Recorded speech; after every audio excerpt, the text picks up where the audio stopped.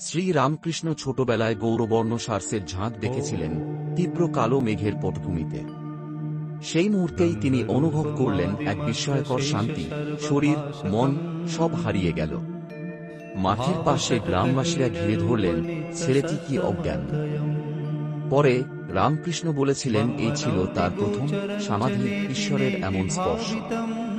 রামকৃষ্ণ কথামৃতে এই অলৌকিক যাত্রার বর্ণনা পাওয়া যায়।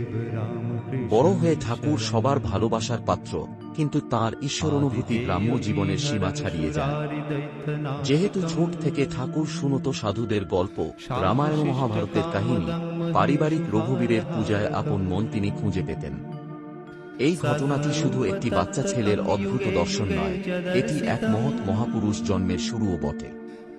কেউ কখনো এমন ঈশ্বরীয় মুহূর্তের সাক্ষী হয়েছিল কি? জীবন নতুনভাবে বদলে দেয় ঠাকুরের সেই অলৌকিক